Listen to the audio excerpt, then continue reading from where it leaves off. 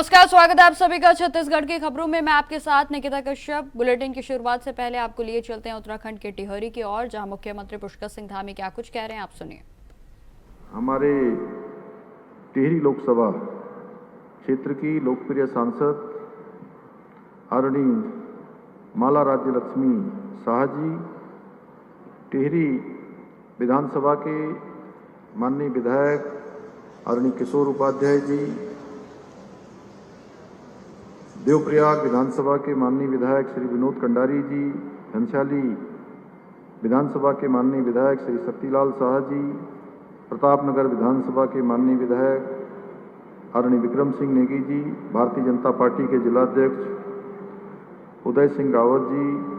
जिला पंचायत के अध्यक्ष इशिता सजवाण जी, नगर पालिका परिषद टिहरी के अध्यक्ष श्री मोहन सिंह रावत जी, ओबीसी आयोग के अध्यक्ष श्री संजय सिंह नेगी जी, जिलाधिकारी नीतिका खंडेलवाल जी, मुलायम सिंह जी प्रदेश महामंत्री युवा मोर्चा और सभी यहाँ पर उपस्थित हमारे अनेक, मैं देख रहा हूँ शोभना जी भी हैं, आनंद भाई भी हैं, चौहान जी भी हैं हमारे वहाँ से, और मनीष भी है, खेम सिंह जी, अनेक उधर हमारे पूर्व विधायकगण लाखीराम जी से लेकर धन सिंह जी से लेकर मोहन सिंह मेहरबान जी से लेकर हमारे ब्लॉक प्रमुखगण, जिला पंचायत के सभी सदस्य, क्षेत्र पंचायत के सदस्य, सभी हमारे ग्राम प्रधानगण, सभी जनप्रतिनिधिगण, सभी विभिन्न राजनीतिक दलों के आए हुए सभी हमारे पदाधिकारीगण, सभी प्रतिनिधिगण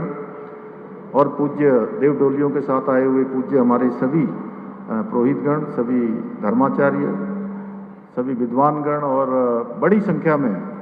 आज यहाँ पर पधारे हमारे सभी टिहरी जनपद के सभी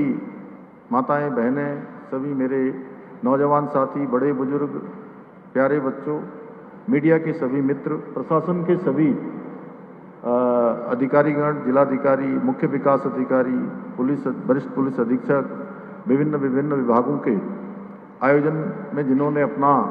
योगदान दिया है, ऐसे सभी हमारे मीडिया के मित्र, देश विदेश से आए हुए सभी खिलाड़ीगण,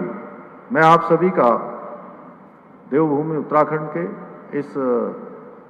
देव स्थान पर आप सबके पधारने पर मैं राज्य के मुख्य सेवक के रूप में आप सभी का स्वागत करता हूं, आप सबका अभिनंदन करता हूं। ये मेरे लिए बहुत हर्ष का विषय है कि आज मुझे Himalayan O2 the Tehri lake festival का आप सबके साथ, आप सबके समक्ष आज इसका शुभारंभ करने का शुभ अवसर प्राप्त हो रहा है। भाइयों बहनों, हमारी जो देवभूमि है उसको भगवान की बहुत बड़ी कृपा है, प्रकृति का बहुत बड़ा आशीर्वाद है। अनेकों हमारे ऐसे स्थान हैं जहाँ से हमारी नदियाँ निकलकर, जैसा अभी आदरणीय किशोर उपाध्याय जी कह रहे थे, सच में कल मैं बंगाल के लोगों को जब अपने से कनेक्ट कर रहा था तो मैं यही कह रहा था उनसे कि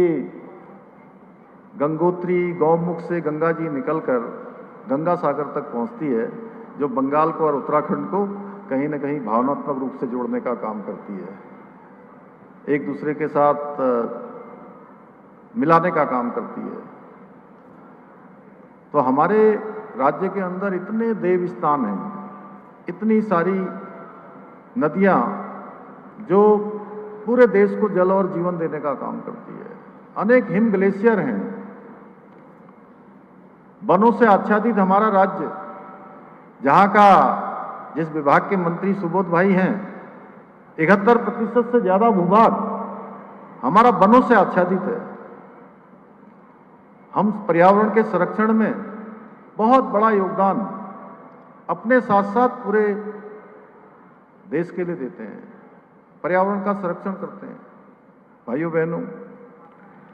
सदियों से यहाँ प्राकृतिक सौंदर्य है, आध्यात्मिकता है और लोक संस्कृति का अद्भुत संगम ये देवभूमि उत्तराखंड रही है। आज उसी परंपरा को आगे बढ़ाते हुए टिहरी झील के किनारे आयोजित होने वाला ये महोत्सव पर्यटन के क्षेत्र में, खेल के क्षेत्र में, संस्कृति के क्षेत्र में हमारे नौजवान युवाओं को, सभी को, देश विदेश के लोगों को भी एक मंच पर लाने का प्रयास किया है। हिमालय की गोद में बसी टिहरी झील प्राकृतिक सौंदर्य व का एक अद्भुत उदाहरण होने के साथ साथ आज साहसिक खेलों के आयोजन स्थल के रूप में भी आज केवल उत्तराखंड नहीं, देश ही नहीं बल्कि विश्व में एक प्रमुख स्थल के रूप में आज इसकी पहचान हो गई है। अभी महारानी जी कह रही थी कि यहाँ का ध्यान रखिए,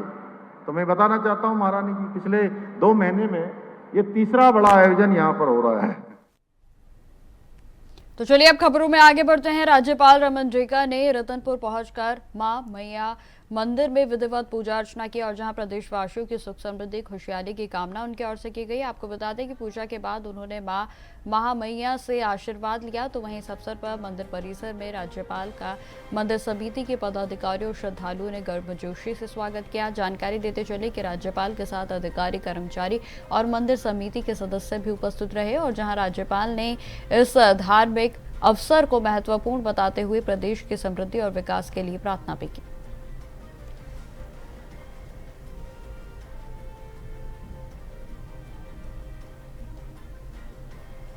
स्पीड बढ़ा देना, थोड़ी स्पीड बढ़ा दीजिए थोड़ी।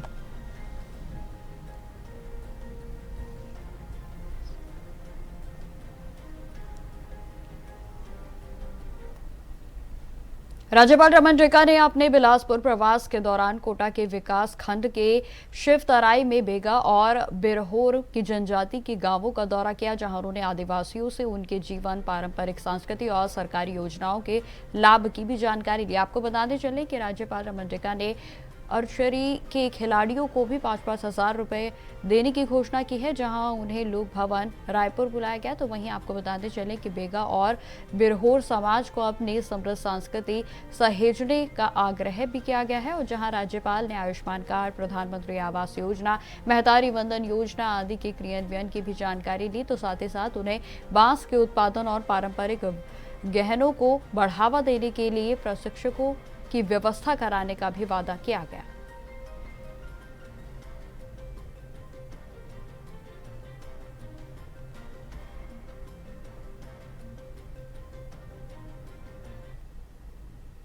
राज्यपाल रमन रेखा ने मुंगोली के जिले में प्रसिद्ध अचानकमार टाइगर रिजर्व का दौरा किया है और जहां जंगल सफारी का आनंद भी उनके ओर से लिया गया। आपको बता दें कि उन्होंने वनांचल में प्राकृतिक सुंदरता की सराहना करते हुए वन्य जीवों के संरक्षण को प्रोत्साहित किया और जहां राज्यपाल ने आदिवासी महिलाओं के द्वारा तैयार की गई कलाकृतियों की भी प्रशंसा की। तो वहीं विशेष रूप से बैगा और गोंड जनजाति की पारंपरिक पेंटिंग्स और हस्तशिल्प उन्होंने सिहावल क्षेत्र में वन्य प्राणी संरक्षण को और भी मजबूत करने के लिए सुविधा बढ़ाने के निर्देश भी जारी किए हैं। आपको बताते चले कि जंगली हाथियों के प्रशिक्षण और प्रबंधन के लिए भी तमाम दिशा निर्देश उनकी ओर से दिए गए और जहां कलेक्टर मंगोली कुंदन कुमार ने राज्यपाल को जनजातीय कला पर आधारित स्मृति चिन्ह और प्राकृतिक वस्त्र भी भेंट किए।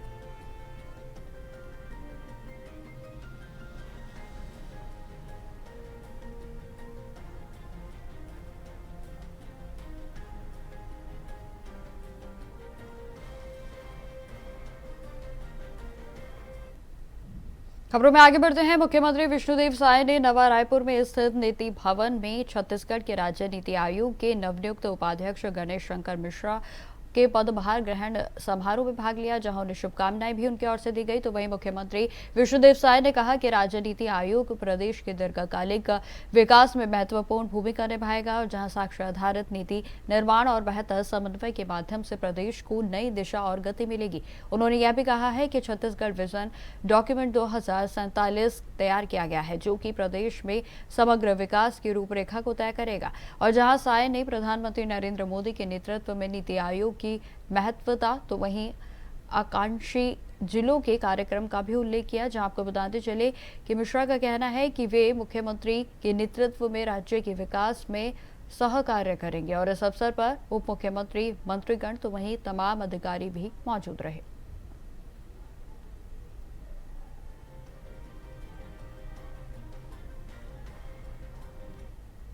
खबर रायपुर से है, जहां कांग्रेस के नेता भूपेश बघेल ने नीतीश कुमार को राज्यसभा भेजने के संबंध में बयान दिया। उन्होंने कहा कि नीतीश कुमार को राज्यसभा भेजकर बिहार में मुख्यमंत्री बदलने की योजना है। और जहां बघेल ने कहा है कि बीजेपी ने बिहार के चुनाव के दौरान नीतीश कुमार को मुख्यमंत्री चेहरा बनाने से इनकार कर दिया था और उसी समय यह स्पष्ट हो गया था कि बीजेपी उन्हें मुख्यमंत्री नहीं रहने देगी।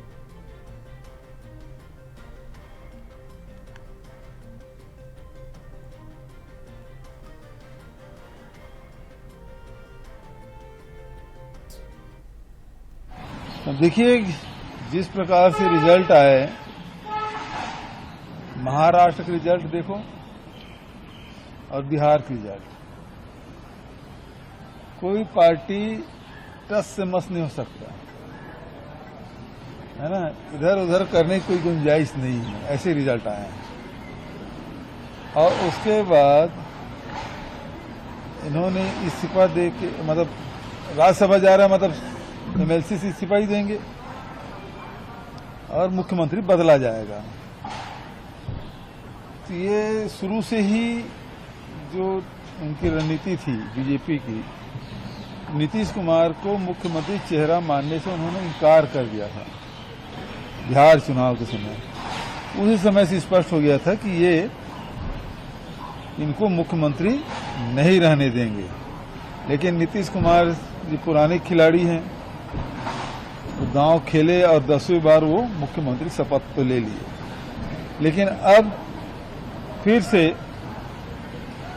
मोदी और शाह की जो चाल चली और उसमें फिर से नीतीश कुमार जी धाराशाही हो गए। खबरों में आगे बढ़ते हैं। राज्यसभा के उम्मीदवार लक्ष्मी वर्मा बीजेपी कार्यालय पहुंची और जहां कुभा भाऊ ठाकरे की स्मृति मंदिर में उन्होंने पुष्पांजलि अर्पित की। जहां आपको बताते चले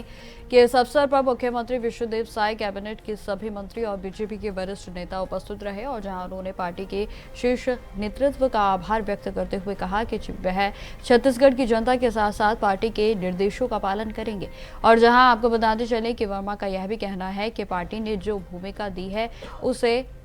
मान रखने की पूरी उसकी कोशिश उनकी ओर से की जाएगी।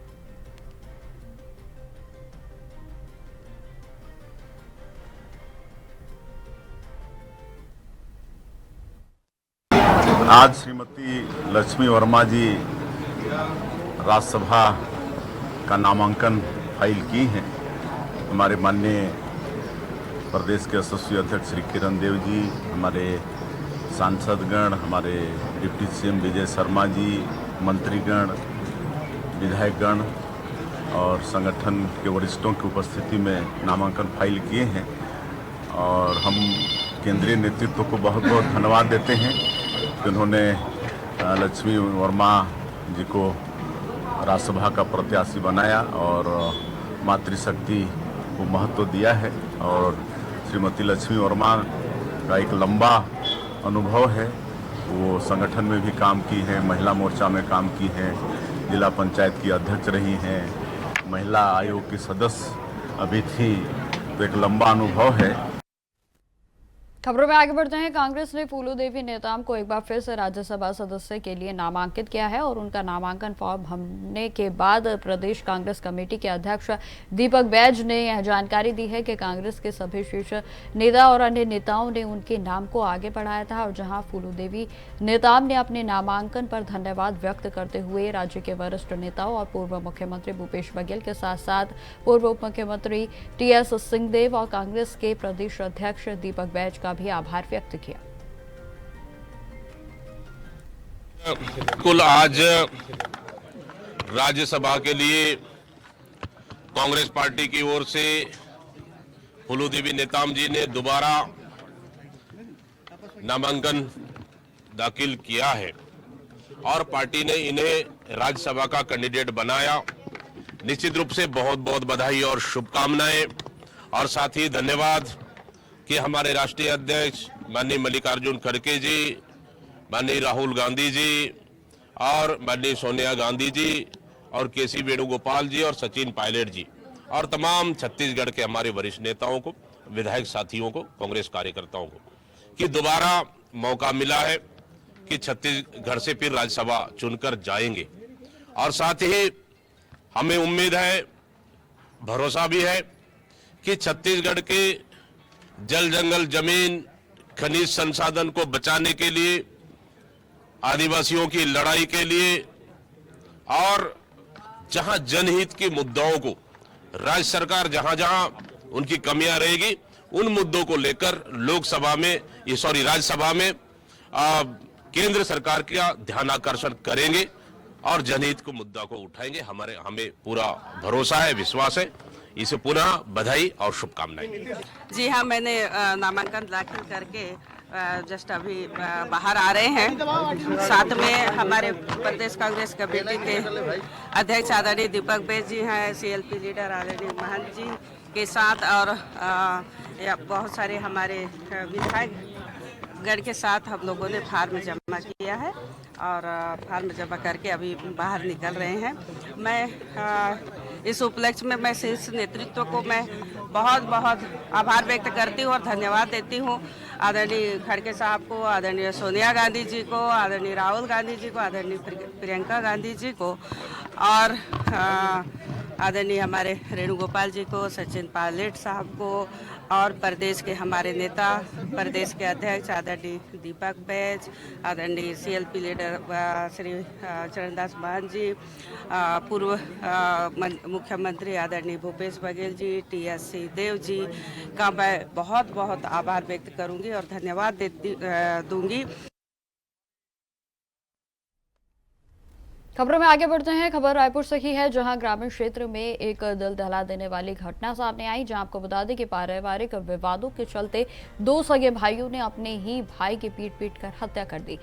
घटना की जानकारी मिलते ही पुलिस ने तत्काल कार्रवाई करते हुए दोनों आरोपियों को गिरफ्तार कर लिया है और जहां मामला ग्राम मटिया का बताया जा रहा है। पुलिस से मिली जानकारी के अनुसार पार्थी युवक ने थाना विधानसभा में रिपोर्ट को दर्ज कराया था और जहां 4 मार्च की सुबह उनके बेटे कमलेश विश्वकर्मा के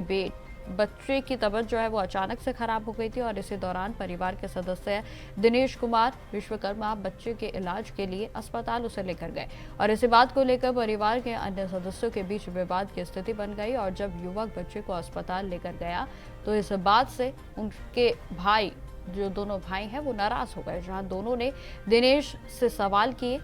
तो वो बच्चे को अस्पताल आखिर क्यों लेके गया, तो ये और जिस पर कि आपको बताते चले कि विवाद लगातार बढ़ता चला गया और इसी बीच दोनों भाइयों ने मिलकर युवक की हत्या कर दी।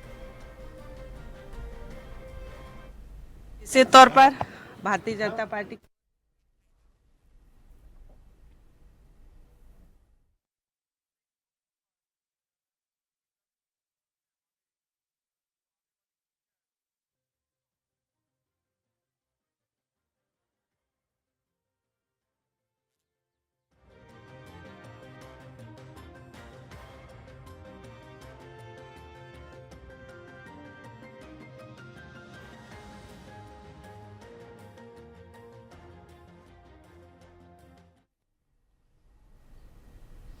तो खबर अब आलूदा बाजार से है, जहां जिले में होली के त्योहार के दौरान चाकूबाजी, गुंडागर्दी और बलवा की घटनाओं ने पुलिस की चिंता को बढ़ा दिया और जहां गिद्धपुरी, पलारी और भाटापारा में हुई घटनाओं में एक युवक की दर्दनाक मौत हो गई जबकि 30 लोगों को गिरफ्तार किया गया। वहीं बताते चले कि होली के त्योहार के मद्देनजर पुलिस ने कड़ी सुरक्षा व्यवस्था की थी, लेकिन इसके बावजूद ये घटनाएं घटित हुई और जहां पुलिस की पेट्रोलिंग के बावजूद युवक की हत्या पर गंभीर सवाल उठ रहे हैं और जहां गिरफ्तार किए गए आरोपियों के खिलाफ भी कड़ी धाराओं में मामले को दर्ज करते हुए गहन जांच जारी है।